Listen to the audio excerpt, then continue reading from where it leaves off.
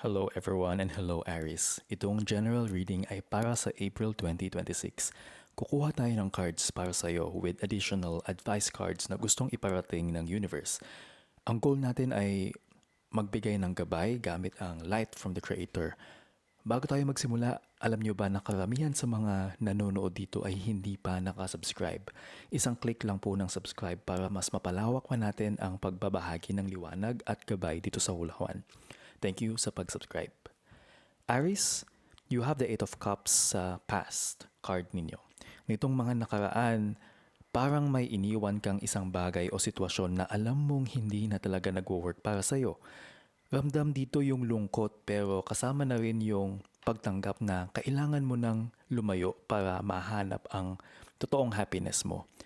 Minsan kasi Aries, mahirap bitawan ang mga bagay na nakasanayan na natin pero ginawa mo ang tama dahil pinili mong mag-move on. Hindi ito pagsuko, kundi isang matapang na hakbang para sa sarili mong growth at peace of mind. Dahil sa sitwasyon o dahil sa desisyon mong ito, naging mas clear sa'yo kung ano talaga ang mahalaga sa buhay mo. Kahit masakit, alam mong ito ang kailangan para magkaroon ng space para sa bagong opportunity sa darating.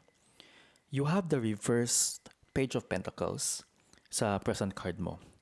Ngayon naman, parang medyo distracted ka o nawawala sa focus pagdating sa mga goals mo. Baka pakiramdam mo ay parang ang bagal ng usad ng mga plano mo o kaya naman ay tinatamad ka na ituloy ang mga nasimulan mo na. Yung focus kasi kapag parang hindi mo nakikita ang agad-agad na resulta ng pinaghihirapan mo, ang hirap niyang gawin, ang hirap na ah, itutok yung isang ginagawa mo para dire-diretso yung effort mo. Imbes na ituloy yung disiplina, parang mas gusto mo munang mag-procrastinate o kaya iwanan muna yung mga kailangan gawin at hayaan na lang muna ang mga responsibilidad mo sa tabi. Napapansin ko dito, Aries, na baka may mga missed opportunities ka dahil sa kawalan ng commitment ngayon. Kailangan mong balikan yung drive mo, yung gana mo para hindi masayang yung mga potential na nasa harap mo na. You have the Chariot in reverse as your potential. Aries, may malaking chance na maramdaman mong parang nawawalan ka ng control sa direksyon ng buhay mo. Ito yung time na baka pakiramdam mo ay kahit anong pagmamadali o effort ang gawin mo, parang wala pa rin nangyayaring malinaw. Baka magkaroon ka ng issues sa self-discipline o kaya naman ay mahirapan kang i-handle ang mga conflict sa paligid mo. Imbis na maging leader, baka mas piliin mong magpa-drive na lang sa mga emosyon o external factors na hindi mo naman kontrolado. Kaya naman Aries, asahan mong baka magkaroon ng delays or setbacks kung hindi mo aayusin ang focus mo. Ito yung potential na mangyayari kung hahayaan mong ang gulo at pressure ang magde-decide para sa'yo. You have the temperance in reverse as your advice. Aries, kailangan mong tignan kung saan ka nagiging too much or sobra or yung kulang. Yung too much or yung too little sa buhay mo ngayon. Parang may imbalance na nangyayari na kailangan mong i-adjust agad bago pa ito lumala at magdulot ng stress. San ba yung mga area ng buhay mo kung saan sa palagay mo ay hindi mo na makontrol? Huwag kang masyadong mag-excess or sumobra sa kahit anong bagay.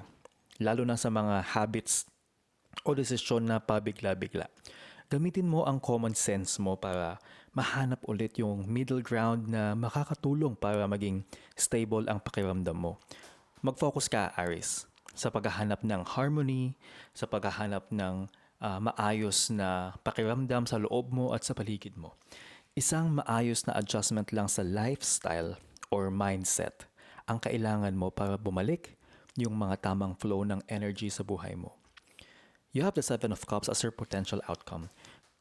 Kung hindi mo aayusin ang focus mo, Aris, baka mauwi ka sa isang sitwasyon na puro options pero wala namang konkretong nangyayari. Pwedeng maging masyado kang mapangarap or matrap sa mga illusions na hindi naman talaga totoo or practical. Baka kasi malito ka sa dami ng gusto mong gawin, sa huli ay wala kang matapos na kahit isa. May tendency rin na maging masama ang takbo ng plans mo dahil sa dami ng distractions or what ifs na walang basehan sa reality mo. Ingatan mo rin, Aris, na hindi ka madala sa mga shortcuts or yung mga too good to be true, yung parang parang masyadong good news siya na parang hindi na siya totoo. Yung mga alok na ganyan, siguraduhin mong pinag-iisipan mong mabuti ang bawat choice para hindi ka maloko, hindi ka mauwi sa kalituhan sa dulo. Kung nakatulong sa inyo ang reading na to, please subscribe, like, and huwag kalimutan i-share ito sa mga kilala ninyo na kailangan ng reading. Maliit na bagay lang to support this channel. Aries, ang first advice card mo ay ang Moonlighting. Pwede mong simulan yung dream career mo kahit part-time lang muna habang may main job ka para sa bills.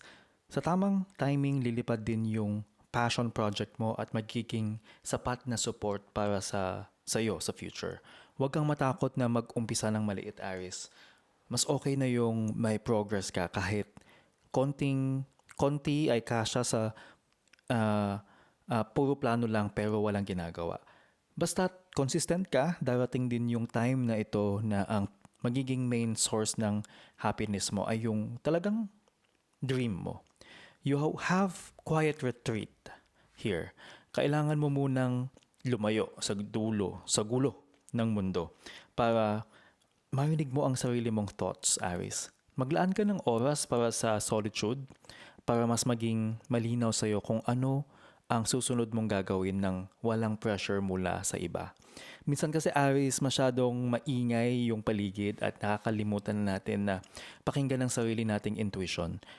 Ang pag-isolate ng konti, yung pagiging mag-isa, ay hindi pagiging malungkot, kundi pag-recharge ng sarili mo para mas maging matatag ka sa mga susunod na hamon.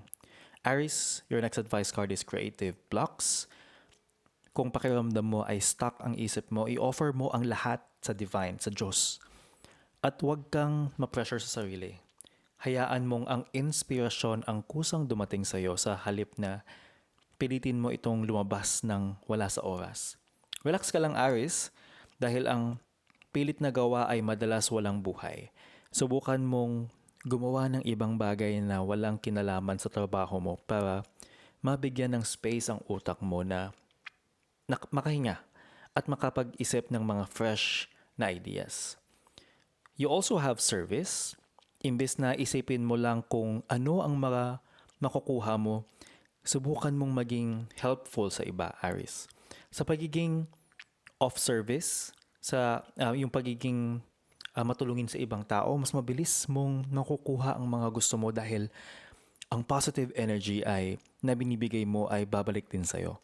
Kapag nag-focus ka sa pagtulong, Aries, mawawala yung focus mo sa mga sarili mong worries.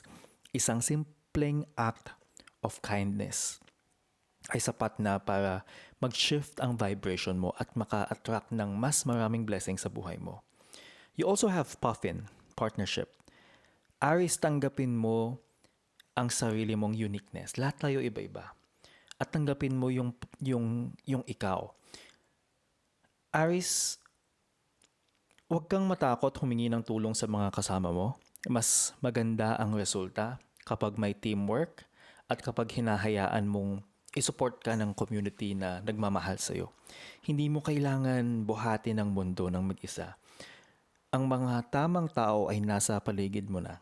Kailangan mo lang silang papasukin at pagkatiwalaan para mas mapadali ang pag-abot mo sa iyong mga pangarap. You also have pronghorn action. Aries, oras na para kumilos at wag nang mag-atubili dahil nandyan na ang mga opportunity sa harap mo. Magtiwala ka sa talino at bilis ng isip mo dahil Yan ang magdadala sa iyo ng tagumpay na hinihintay mo. Huwag mo nang hintayin yung perfect timing dahil ngayon ang tamang oras, Aris. Ang bilis ng iyong desisyon at kilos ang magiging key factor para hindi mo mamiss ang mga magagandang chance na dumadaan sa buhay mo sa buwang ito. Yan ang reading ninyo. Please follow or subscribe para may aabangan kang forecast for your sign. Always remember, sa lahat ng gagawin mong desisyon, dapat mabuti ang iyong intentions. See you sa next reading.